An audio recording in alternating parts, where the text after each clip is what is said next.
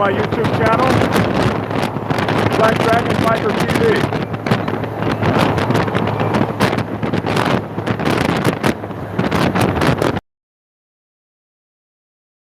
Glad you guys could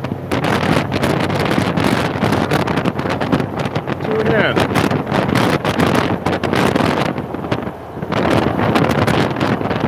Looks like we got a lot of folks on. Let's see. It's kind of hard to read what you're saying, but anyway, I'm glad to have you all here with us. Me and Braveheart here. It's beautiful out here. It's absolutely amazing. It's really beautiful in Georgia. What's up, Pastor Pee-wee? How do you get the dog to sit on the back of the bike? You know, I dogs do this. Every one of my dogs has done this. They know that you got to hold on, don't you? Don't have to tell them. They just kind of know. What's up, Ironhead and Lady Ironhead? Good to see y'all. It's just it's 87 degrees out here in Georgia, and it's absolutely beautiful. And just enjoying the day. So, first of all, I want to thank you all for tuning in, as always. I hope everyone can hear me. And about 700 subscribers away from 20,000 subscribers. And I can tell you, I never thought that this channel would ever reach anything like that. I just blown away by that. And it's not that the channel doesn't have its haters and detractors, but people keep telling me if we weren't doing something right, people wouldn't keep subscribing and tuning in. So we're very thankful. There's a guy that's had a house fire. I've got to do a video for him, so maybe we can donate to him. It seems he's lost everything. I've been down for a minute. You guys know that, who've been watching me for a while, but we definitely want to help those that we can help as best we can. Edward Smith says he's reading my books now. I appreciate that, sir. So, listen, there are all kinds of ways to get a hold of me. And if you go into the description the description of most of my videos, and if you go into the About section on my YouTube channel, there's definitely all kinds of ways to get a hold of me on Facebook and YouTube and Snapchat and Fitbit and myfitnesspal and all those things.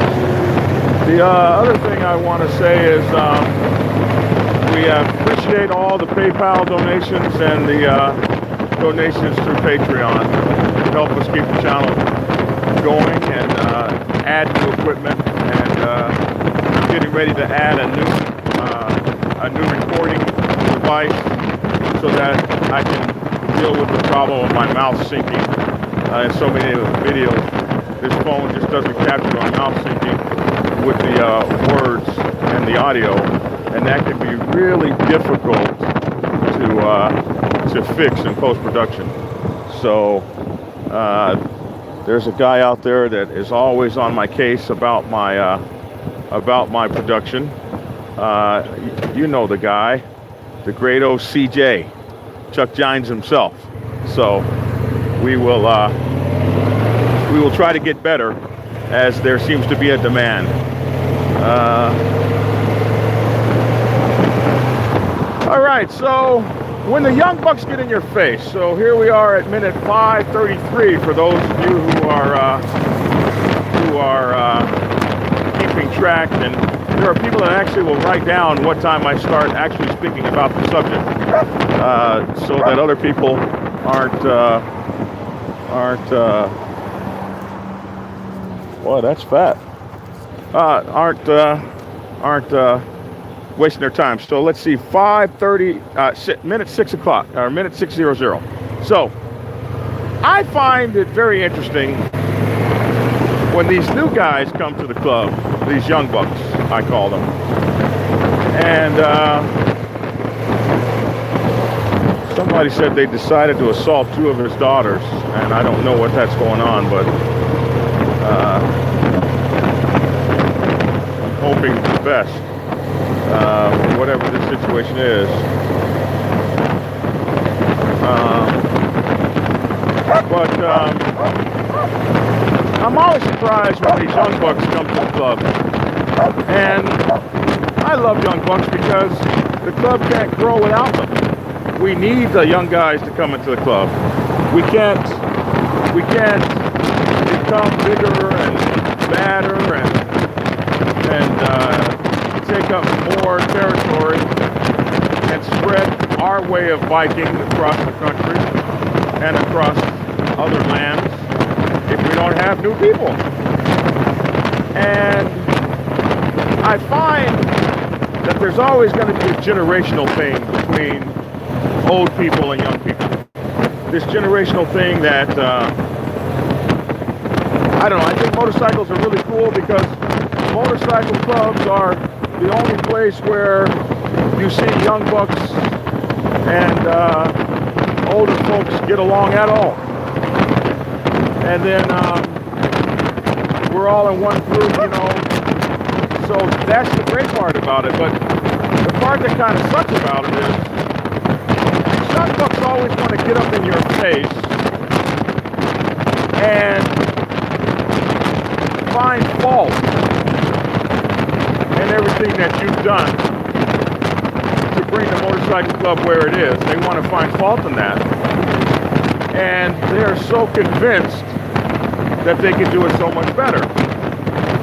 Well, you want to talk about my communication process.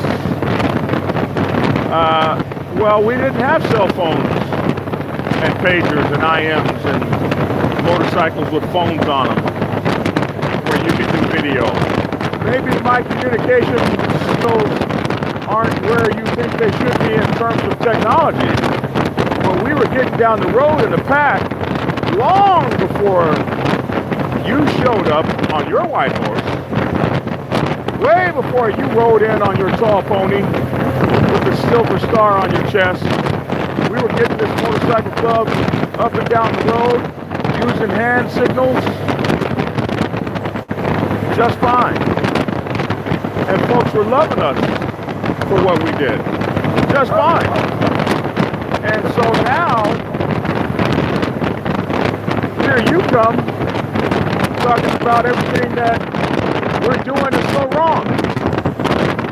But when these folks get in your face, man, woo, and they start pulling out the bylaws that you wrote, they're going to pull those out on you.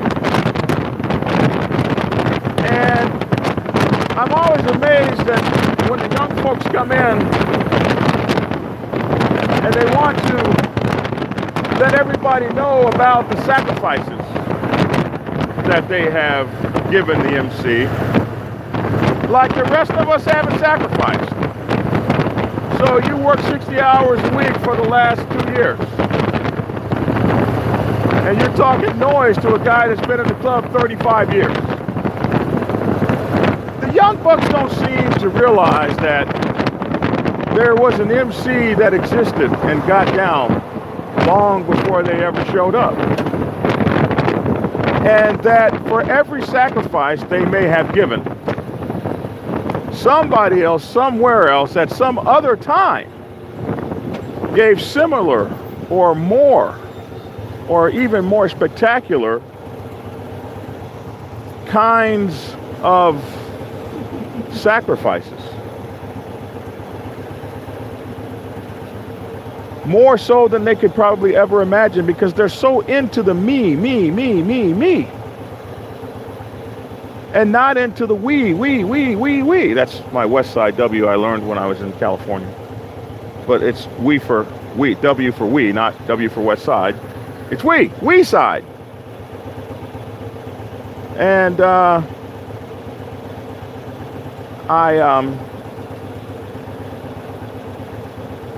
Somebody just said, why are you not wearing your MC vest? Why we got to go to this all the time?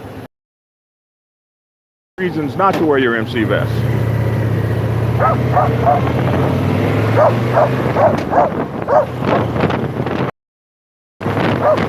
So look at that video.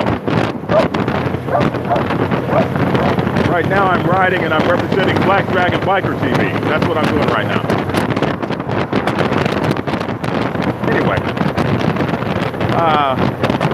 these guys are